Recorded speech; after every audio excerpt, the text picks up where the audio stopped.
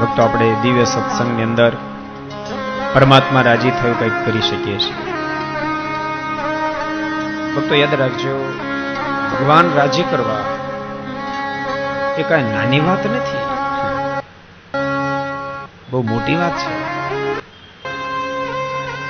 જીવાત્મા અબજો યુગોથી મનને જ રાજી કરતા આવ્યો છે, ઇન્દ્રિયોને જ રાજી કરતા આવ્યો છે, આ શરીરને જ રાજી કરતા આવ્યો છે, શરીર સંબંધી પદાર્થને જ રાજી કરતા આવ્યો છે, એ સંબંધીને જ રાજી કરતા આવ્યો છે. પણ ભગવાનને રાજી કરવા માટે આ જીવાત્માએ ક્યારેય કદમ ઉઠાવ્યું જ નથી. બહુ સાચું કહું છું.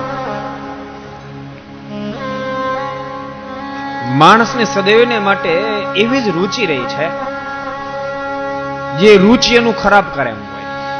માણસ વિષયમાં જેટલું આમ તાન છે એટલું ભગવાન ભજવામાં તાન નથી. તે વિષયનું તાન તો જીવાત્માને બગાડે એમ છે.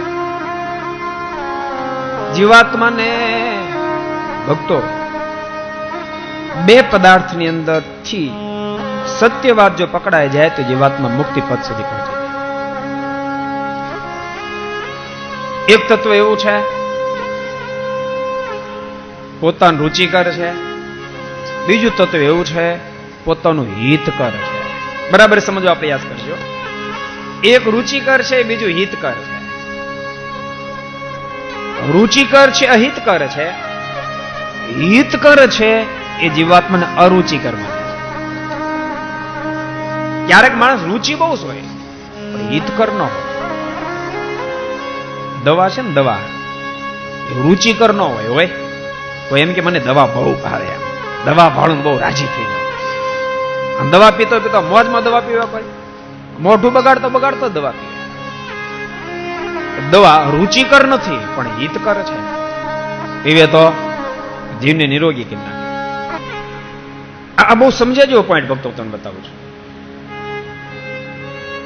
જીવાત્માને જે વસ્તુ હિતકર છે વાતની જો હા પડી જાય તો જીવાત્માને મુક્તિમાં જરાય કઠણ પડે નહીં. પણ એને હિતકરમાં હા જ પડતી નથી, એને રુચિકરમાં જ હા પડે છે. રુચિકર જીવાત્માને સદૈવને માટે ભક્તો ખોટે માર્ગે દોરી જાય છે. તમે જોજો, કોઈ તમને વઢશે ને એ તમારું હિત કરે છે તો તમને ગમશે નહીં.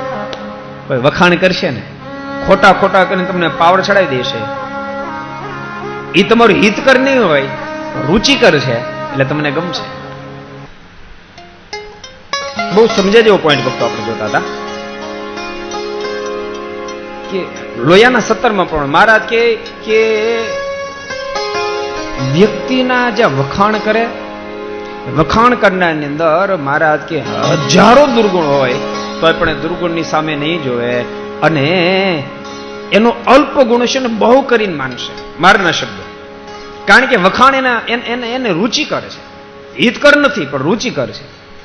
અને મહારાજ કે પોતાના વખાણ ન કરતો એની અંદર હજારો ગુણો હોય પણ જીવ એ ગુણની સામે નહીં જોવે, એનો અલ્પ દોષ હશે તો દોષને બહુ મોટો કરીને માનશે.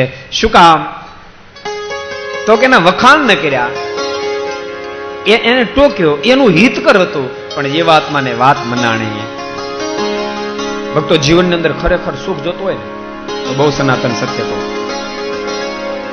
તમારી રુચિકર વસ્તુમાં તમે જરૂર ખેંચાશો પણ એનો વિચાર કરજો કે મારી રુચિકર વસ્તુ મારું હિત બગાડે એમ તો નથી ને, હિત માને મારી મુક્તિ બગાડે એમ તો નથી ને, મારા આત્માનું શ્રી બગાડે એમ તો નથી ને.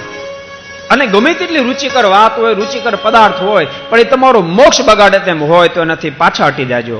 અને ભક્તો તમારી રુચિ ન હોય પણ તમારું હિતકર હોય તો એને તમે સ્વીકાર કરશો.